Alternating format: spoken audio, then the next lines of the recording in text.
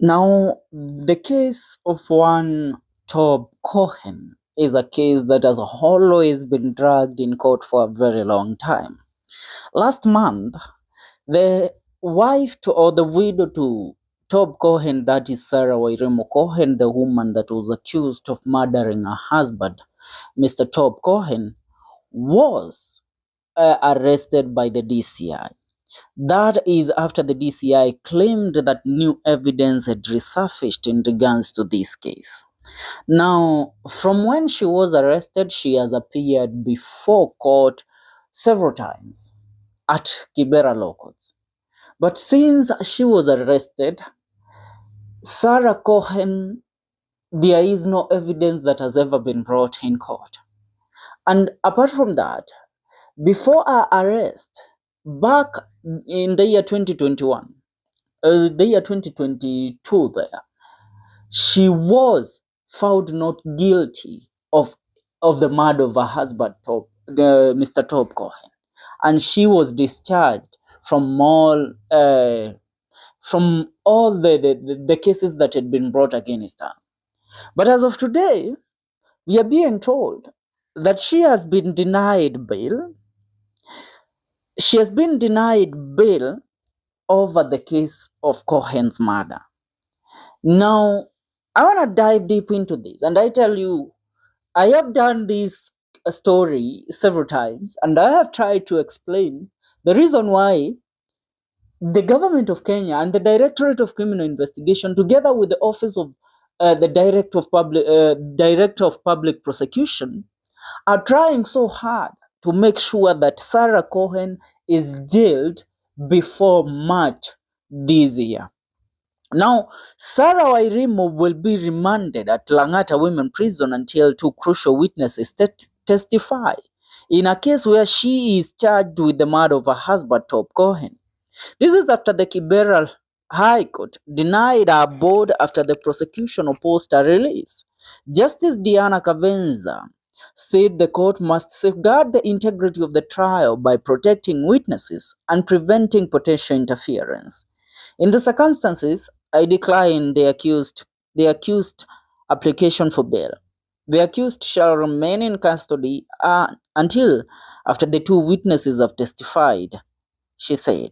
Now, Wairimu has the option of revisiting a bail application once the witnesses have testified.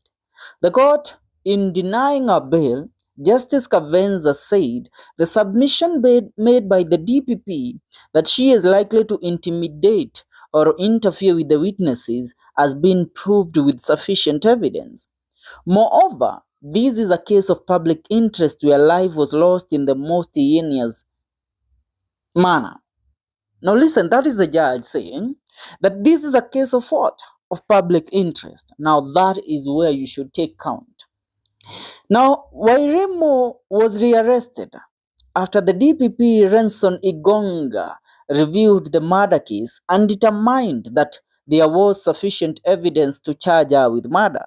The case was prosecuted by Senior Assistant DPP Vincent Monda, Senior Assistant DPP Gikuhi Gishohi, and Assistant DPP Sarah Ogoeno, PC Perish Maina, and PC Livia Gachanja. The matter will be mentioned on 26th February 2025 for pre-trial direction.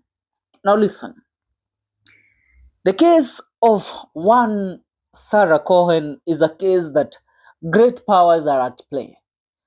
Remember, at first, Sarah Cohen, when this case came up, she had all the resources at her disposal.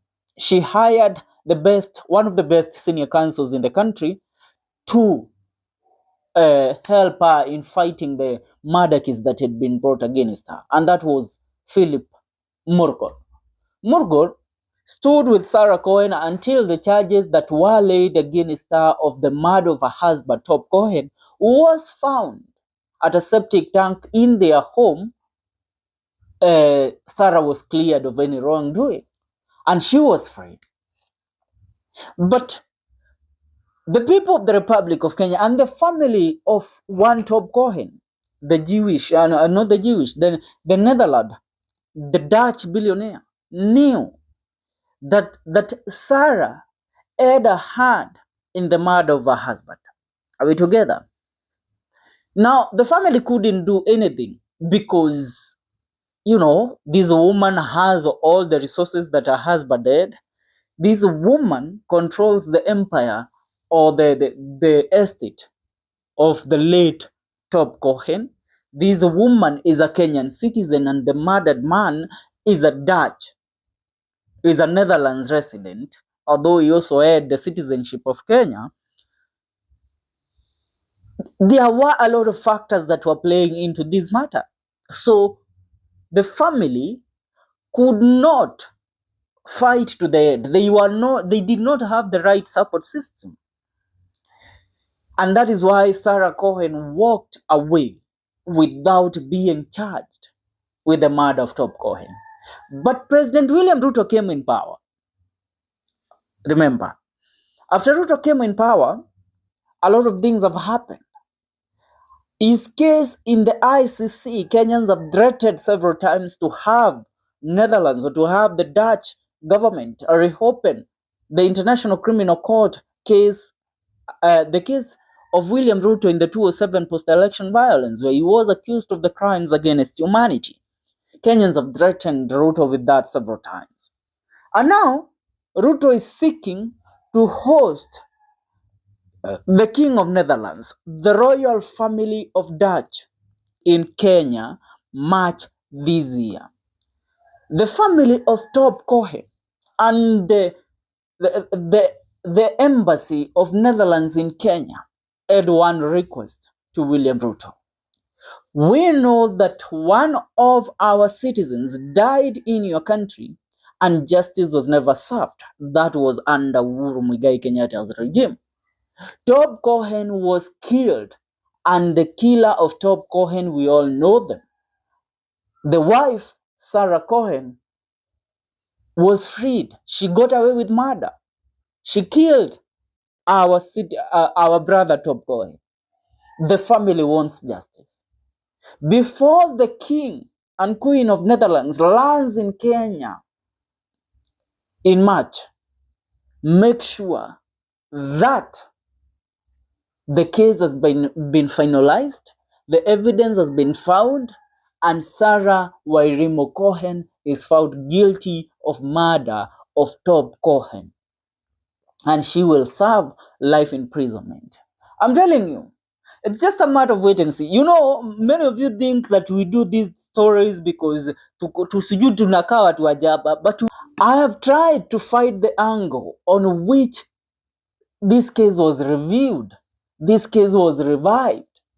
And that angle is pointing to none other President William Ruto's involvement because of the visit of the Dutch president in the Republic of Kenya this coming March.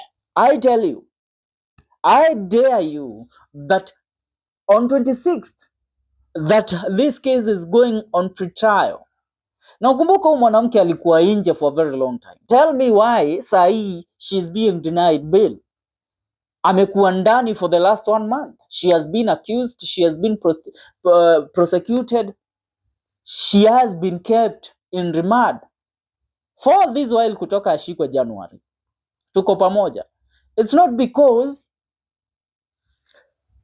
this woman is a flight risk. No, it's because they want to make sure that the embassy of Netherlands knows that they did what they asked, and that the arrival of the King and the Queen of Netherlands in the country will be a smooth one. We will have smoothened their path. We will have dealt with the injustice that was served to the Cohen family. That's what is happening. Tell me what you think about this. Leave your comment in the comment section. See you in our next video. This is the Kenyan Daily Report.